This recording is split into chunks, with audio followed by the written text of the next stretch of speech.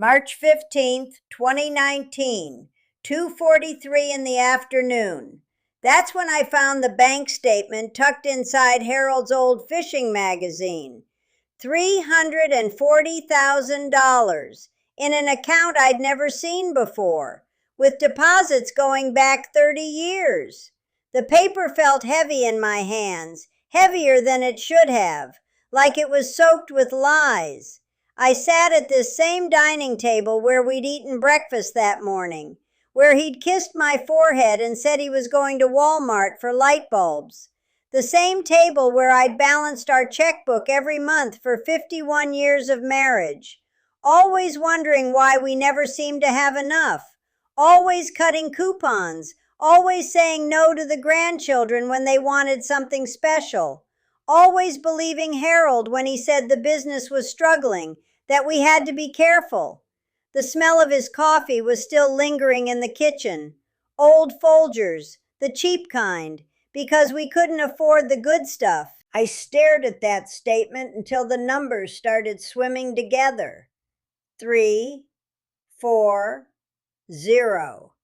3 zeros that changed everything I thought I knew about my life, about my husband, about the woman staring back at me in the hallway mirror who had been living a lie for 3 decades.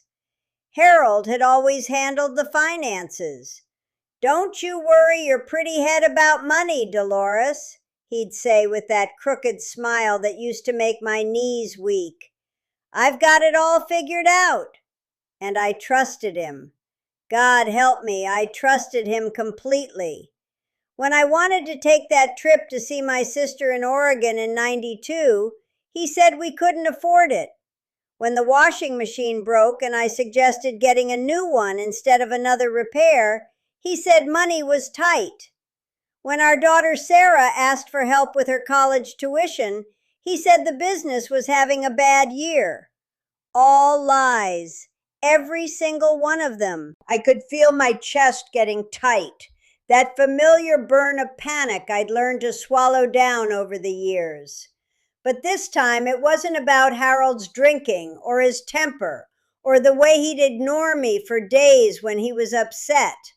This was different. This was betrayal carved into monthly statements printed in black and white. The first deposit was from 1989, February 14th, Valentine's Day, $2,000. I remember that Valentine's Day. Harold had come home with a cheap box of chocolates from the drugstore, the kind that cost $3. I'd been grateful. I'd thought it was sweet. He was opening a secret bank account. That same year, I'd started making my own clothes because we couldn't afford to shop at JCPenney anymore. I learned to darn socks and patch jeans and make casseroles stretch for 3 days. I got a part-time job at the church daycare, $25 a day, just so we could keep up with the mortgage, while Harold was depositing thousands. The deposits weren't regular. Sometimes months would go by with nothing. Then suddenly there'd be $5,000 in one day, $8,000 the next week. The amounts got bigger over the years. By the 2000s, he was putting in $10,000, $15,000 at a time. Where was this money coming from? Harold owned a small auto repair shop, had 3 employees on good days, 2 on bad ones. I helped with the books in the early years before he told me he didn't need the help anymore. He said business was barely breaking even. He said we were lucky to keep the lights on. Most people walk away when stories get this heavy. The fact that you're still listening, that means something. Hit subscribe. I've got more to tell. I started going through every paper on this table. Bank statements I'd never seen, investment portfolios, insurance papers with beneficiaries I didn't recognize. My hands were shaking so bad I could barely read the print. There was a safety deposit box I didn't know about. A life insurance policy for $500,000 that listed his business partner, Roy, as the primary beneficiary. Not me, Roy.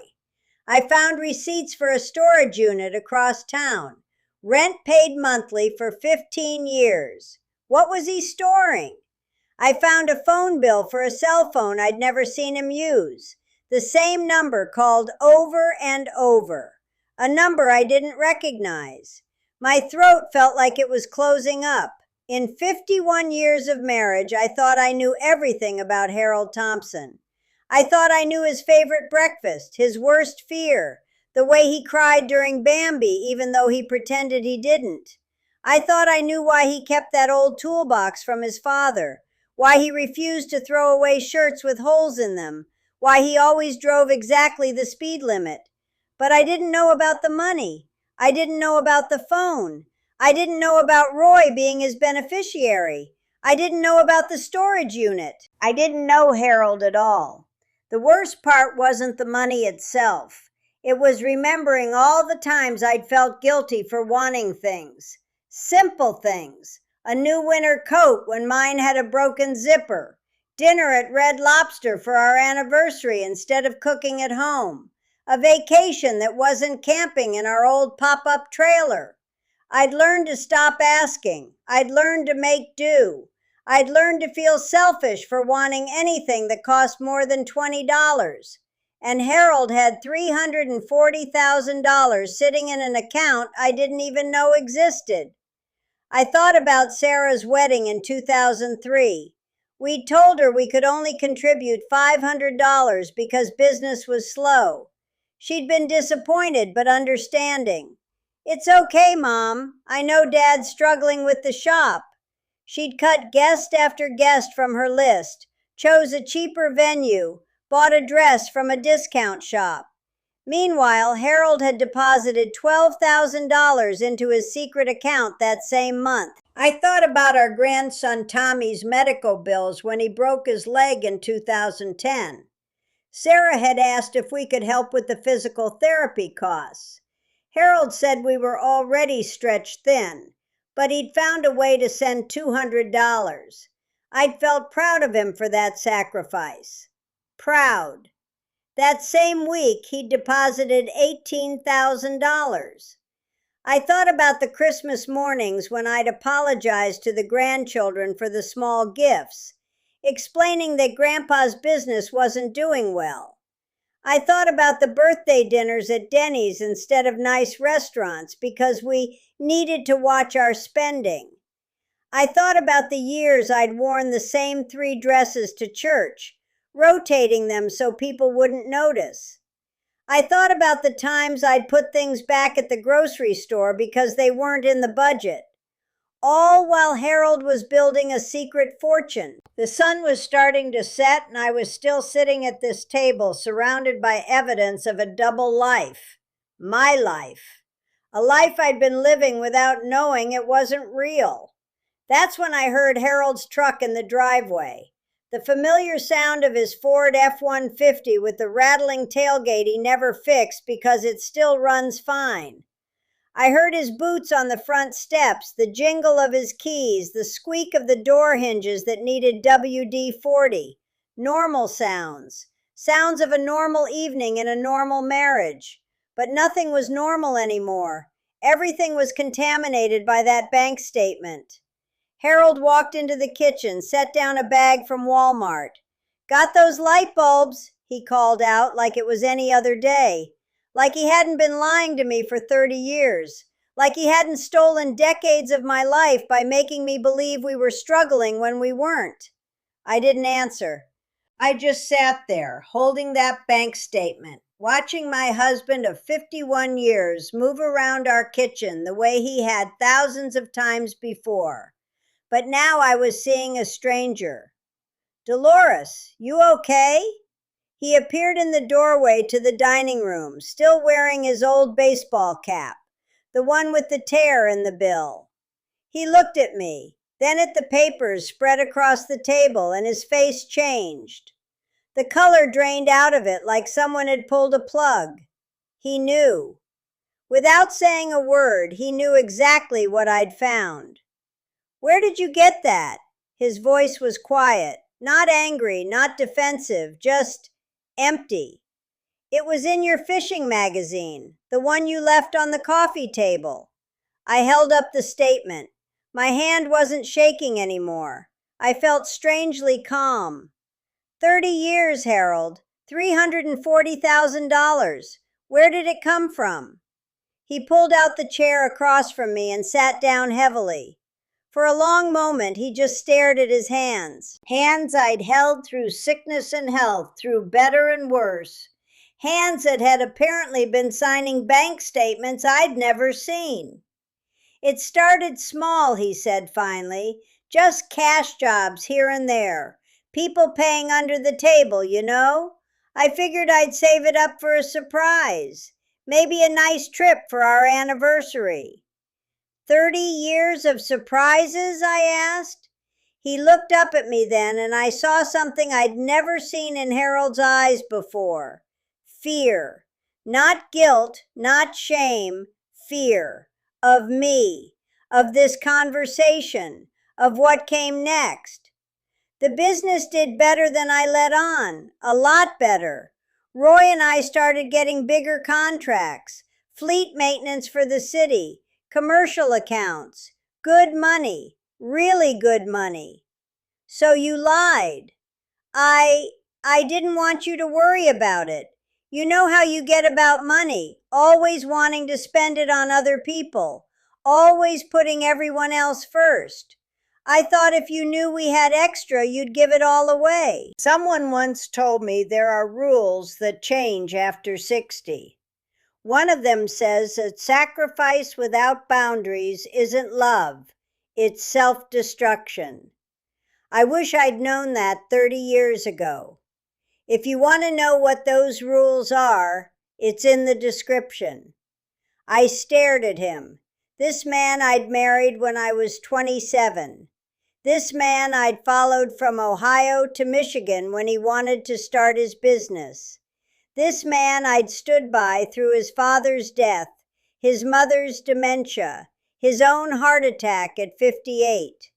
This man who thought I couldn't be trusted with the truth about our own money. I would have given it away? I repeated. Harold, I've been wearing the same winter coat for 8 years. I've been cutting coupons for groceries we could afford without them. I've been telling our daughter we couldn't help her when she needed us. You think I would have given away money we needed? We didn't need it, he said. We had enough. We always had enough for what we needed. What we needed according to who? You?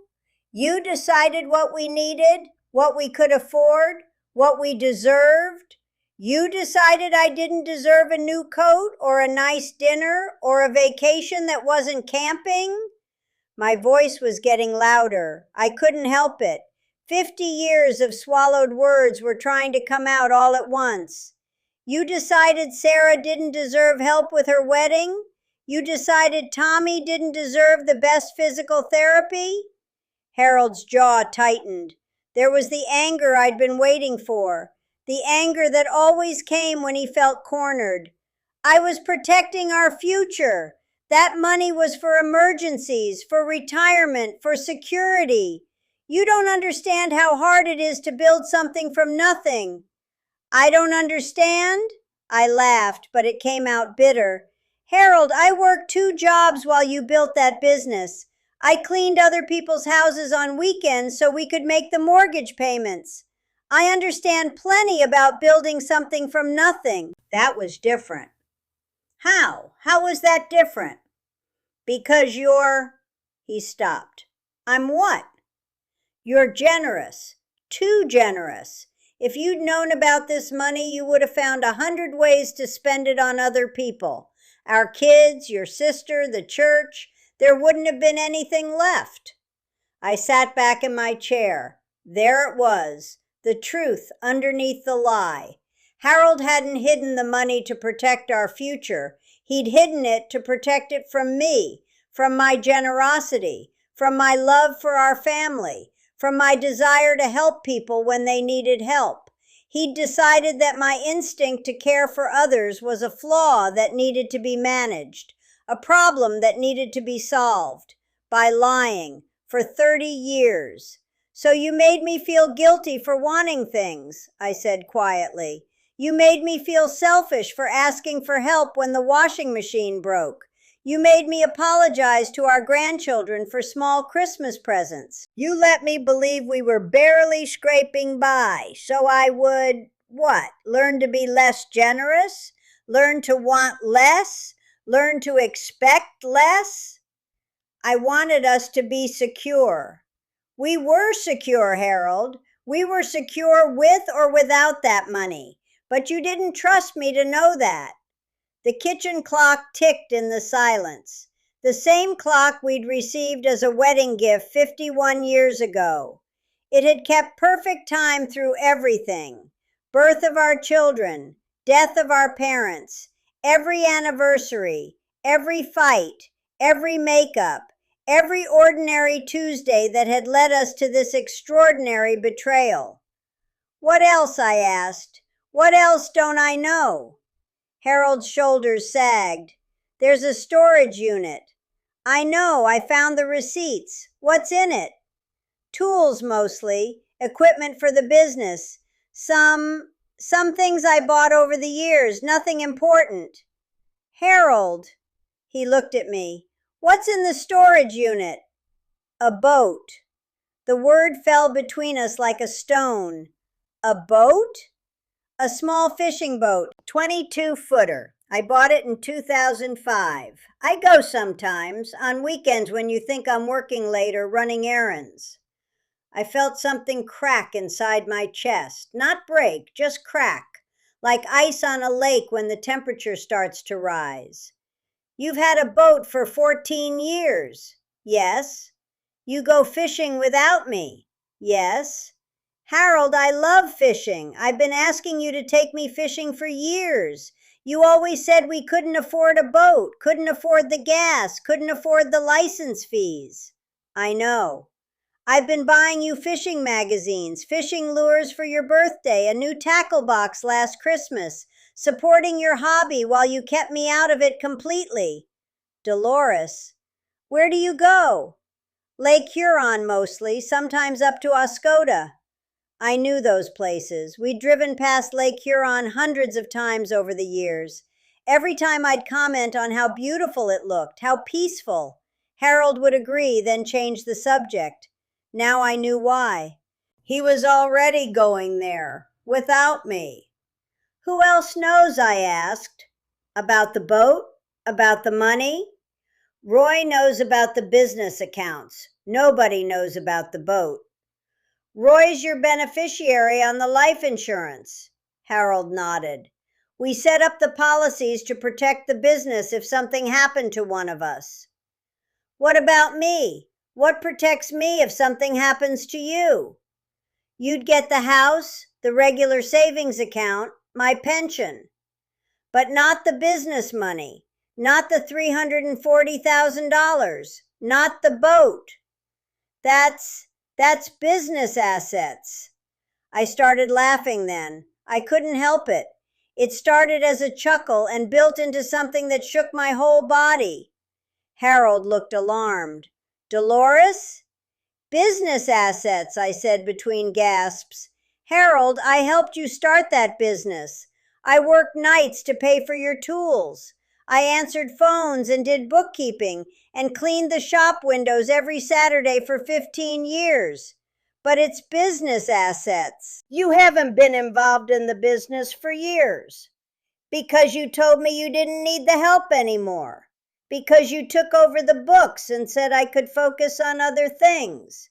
Because you made me believe the business was barely profitable. The laughter stopped as suddenly as it had started.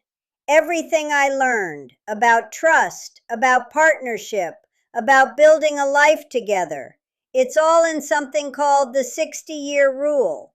9 rules that explain exactly why everything I believed was wrong after 60. It changed how I see my family, my health, my money, everything. Check the description. We sat in silence as the room grew darker. Neither of us got up to turn on the lights. I could see Harold's outline across from me, but his face was in shadow. Maybe that was better. I'd been looking at his face for 51 years and somehow missed the lies. Maybe I'd see more clearly in the dark. What happens now? He asked. It was the first time in 30 years that Harold had asked me what I wanted. The first time he'd treated a major decision as something we'd make together instead of something he'd decide and tell me about later. I thought about packing a bag and driving to Sarah's house. I thought about calling a lawyer. I thought about standing up from this table and walking away from 51 years of marriage. But mostly, I thought about the woman I'd been before I found that bank statement. The woman who'd been grateful for drugstore chocolate and discount dinner dates. The woman who'd apologized for wanting things and felt guilty for spending money on herself. The woman who'd believed that love meant accepting less because that's what her husband needed her to do. That woman was gone. She died at 2:43 this afternoon when she found a bank statement that proved she'd been living someone else's idea of her life. The woman sitting at this table now was different. She was 78 years old and tired of being managed and lied to and protected from her own money. She was tired of being seen as too generous, too trusting, too much. She was tired of making herself smaller so Harold could feel bigger. "Here's what's going to happen," I said, and my voice was steady, stronger than it had been in years. "Tomorrow you're going to take me to that bank and put my name on that account. All of it. Joint account. Equal access." "Dolores, I'm not finished. You're going to take me to see the boat. You're going to teach me how to drive it, how to dock it, how to maintain it. We're going fishing next weekend." Harold started to speak, but I held up my hand. "You're going to call Roy and change those insurance beneficiaries. I'm your wife, not your business partner. If you die, I get what you've earned. All of it." "And if I don't?" "Then I call Sarah in the morning and ask her to help me find a good divorce lawyer. And I start telling people why." Harold was quiet for a long moment. Then he asked, "Why not just leave anyway? Why give me another chance?" It was a good question, maybe the smartest question he'd asked all evening. I thought about it while the clock ticked and the house settled around us and the shadows grew longer. "Because I'm 78 years old, Harold. I don't have time to waste being angry. I don't have energy to throw away on hating you. But I also don't have years left to live the way I've been living." I leaned forward, and even in the dim light, I could see his eyes. "I want to go fishing on that boat. I want to take trips and buy decent clothes and help my grandchildren when they need help. I want to stop apologizing for existing. And I want to do those things with my husband if he can remember how to be married to me instead of managing me." "You really mean it? About the divorce?" "I really mean it about everything." Harold reached across the table and put his hand over mine. His skin was rougher than it used to be, marked with age spots and small scars from decades of working with tools. But it was still the hand I'd held when we promised to love and honor each other. The hand that had forgotten the honoring part somewhere along the way. "I'm sorry," he said. "I know." And I did know. I could hear it in his voice. See it in the way his shoulders curved forward like he was carrying something too heavy. But sorry wasn't enough anymore. Sorry was a start, not a finish. "Show me," I said. "Show me you're sorry." The next morning, Harold woke me up with real coffee, the good kind, from the coffee shop downtown. He'd driven there early, before I was even awake, and brought back 2 large cups and a bag of those pastries I liked but never bought because they seemed too expensive. "Ready to go to the bank?" he asked. We drove there together in his truck, the same truck that had rattled into our driveway the evening before and changed everything. But this morning, Harold reached over and took my hand while he drove. He hadn't done that in years. At the bank, a young woman with kind eyes helped us add my name to Harold's account. She didn't ask questions about why it had taken 30 years, just smiled and stamped papers, and handed me a debit card with my name on it. My name next to numbers that still seemed impossible. That afternoon, Harold drove me across town to a storage facility I'd passed hundreds of times without knowing my husband kept secrets there. Unit 47B. He rolled up the metal door, and there she was, a white boat with blue trim sitting on a trailer like she'd been waiting for me. "What's her name?" I asked. Harold looked embarrassed. "Dolores." I walked around to see the stern. There it was, painted in neat blue letters. Dolores. He'd named his secret boat after me. The boat I wasn't supposed to know about, that I wasn't supposed to go on, that represented years of deception and separate lives. He'd named her after me. "How long has she been called that?" "Since the beginning." I ran my fingers over the letters of my name. Harold had been taking his wife fishing all these years, just not the real one. The boat version of me got to go to Lake Huron and feel the sun on the water and hear the gulls calling. The real version of me got to stay home and worry about money we didn't need to worry about. But we were all together now, me, Harold, and the boat named Dolores. Strange how that worked out. We spent the rest of that day getting reacquainted. Harold showed me the life jackets he'd bought, the fishing poles, the tackle box that was much fancier than the one I'd given him for Christmas. He showed me maps of his favorite spots, photos on his phone of fish he'd caught, sunsets he'd seen, a whole world he'd been living without me. But not anymore. That was 4 years ago. Harold's 82 now, and I'm 78, and we go fishing every weekend the weather's decent. I've learned to back the boat trailer down the ramp, and Harold's learned to ask my opinion before making decisions that affect both of us. We took that trip to Oregon to see my sister. We helped Sarah remodel her kitchen. We bought Tommy a car when he graduated high school, a good one that won't break down his first year of college. We stop apologizing for having enough money to be generous with people we love. The secret account isn't secret anymore. I check it online every week, not because I don't trust Harold, but because it's mine too now. Ours. The way it should have been all along. Sometimes I think about that woman who found the bank statement 4 years ago. The woman who'd been making herself small for decades, who'd been grateful for crumbs, who'd been living someone else's idea of her life. I miss her a little. She was easier to live with than I am now. She didn't ask hard questions or make demands or insist on equal access to her own marriage. But I don't miss her enough to go back to being her. Some things you can't unknow. Some truths, once they're out, change the shape of everything around them. I learned that trust isn't about believing everything someone tells you. It's about believing they'll tell you the truth, even when it's hard, especially when it's hard. I learned that love isn't about protecting someone from knowledge. It's about trusting them with knowledge and helping them handle it. I learned that a marriage isn't a business where one person makes all the decisions and the other person lives with them. It's a partnership where both people get a vote in how their shared life unfolds. And I learned that it's never too late to stop accepting less than you deserve, even when you're 78 years old and everyone expects you to be grateful for whatever you get. The boat named Dolores is in our driveway now, not hidden in a storage unit. Harold winterizes her every fall and gets her ready every spring, but now he asks if I want to help. Usually I do.